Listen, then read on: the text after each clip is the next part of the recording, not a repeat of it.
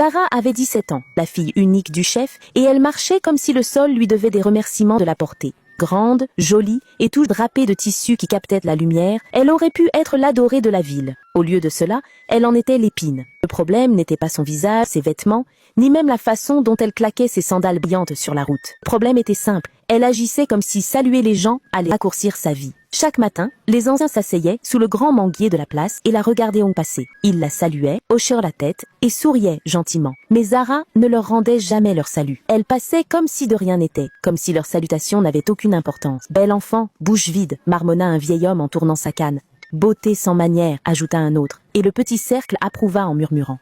La mère de Zara, Madame Amara, essayait des rappels bienveillants. « Un salut ouvre des portes, Zara », disait-elle en peignant les cheveux de Zara pour l'école.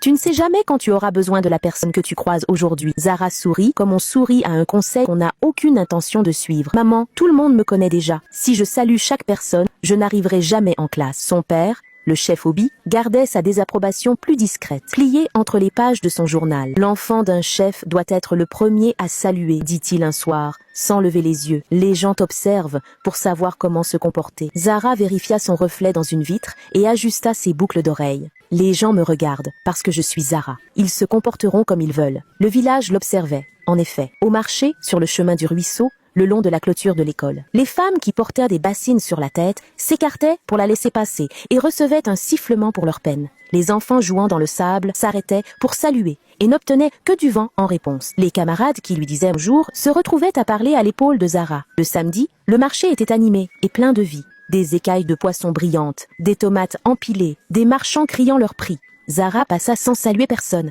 Elle ignora la femme offrant du plantain grillé, dépassa le vendeur de paniers qui l'appelait et se moqua du tailleur qui lui rappelait son essayage. « L'orgueil va finir cette fille !» marmonna une vendeuse de piments.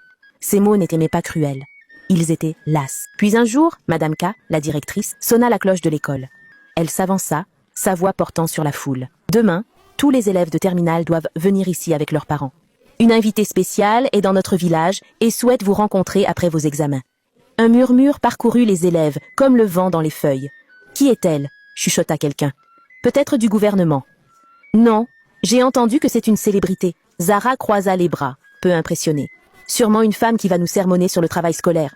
J'ai mieux à faire. » Mais son amie Anita lui donna un coup de coude. « Zara, tu ne peux pas manquer ça. Toute la classe doit y être. » Zara leva les yeux au ciel. « On verra. »